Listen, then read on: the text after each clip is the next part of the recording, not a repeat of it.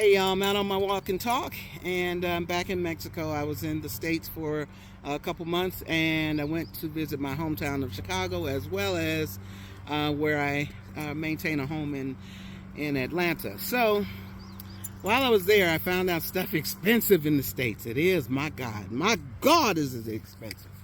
And that's not just from me saying that or experiencing that for myself as a consumer. Today, the PCE numbers came out. That is the personal consumption expenditures, and it's creeping up.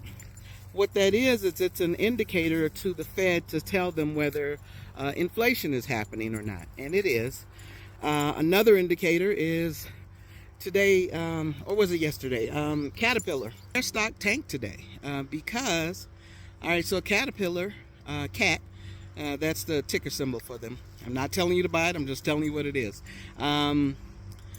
They announced that, they're having trouble because of the tariffs, right? And they're having to pass that on, as they should be, to the consumer, right? That's another indicator that things are going up. If you guys don't know, there are over 30 countries that have decided they're not going to ship to the U.S. anymore, Mexico being one of those countries. So they're not doing this because of the executive order that was signed that got rid of the $800 de minimis. So the $800 de minimis actually eliminated the exemption on things under $800, right? That's going to cause things to go up. So because of that, 30 countries decided, well, we're just not going to ship to the U.S., Mexico being one of them.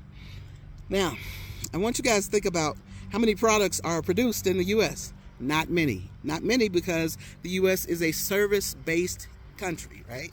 They talk about, oh, we're going to manufacture in the U.S. No, you're not. Quit saying that foolishness. Companies are not going to bring their factories back to the U.S. just to put U.S. Citizens back to work and pay U.S.-based salaries. They're not going to do that. And if they decided to do that, it's going to take at least 4 or 5 years to get a manufacturing plant up and running. This is not going to happen anytime soon, if it happens at all. I got a dog coming, so I got to switch my position. Otherwise, my dogs are going to go nuts. If 30 manufacturing companies have decided they're not going to ship to the U.S., that's going to create scarcity within the U.S. The U.S. is a service-based country. If you no longer have 30 countries sending you products to your country at a reasonable price and you don't produce them, what happens? Supply and demand comes in at that point. That means if you have demand for whatever those products are and you have limited supply, that means the cost of those things go up. All right, what does this mean for you? Okay, so I recently just spoke with a couple people that had their money in a savings account, most of their money. There's nothing wrong with having money in a savings account. You should have about 3 to 6 months of living expenses socked away for emergencies, okay? What it also means is that you need to have that money. The type of savings account is important, right? It can't just be a regular big bank savings account. They normally only pay 0.01% or 0.35%. You need to have it in a high yield savings account. So I just looked at some high yield savings accounts yesterday, and the better of them are giving 3.8% interest. Now, that's pretty good. However, it is just barely beating the rate of inflation. You need your money to be outpacing the rate of inflation. Inflation runs 2 point something percent. If you're in a high yield savings account, it's only giving you 3.8. That's a difference of 1.5% or somewhere like that, okay? You need more than that to be able to grow your money in a significant way. You need your money invested. I tell you this all the time. The stock market gives an average of 10% annually. So you need your money to be doing at least that. And a lot of you guys, if you're in a 401k, 403b, sometimes you're underperforming that. You need to activate your money in a meaningful way so that you are building wealth, not just making it. You need to grow wealth. And you do this to secure yourself for future things that are coming. They're coming, y'all.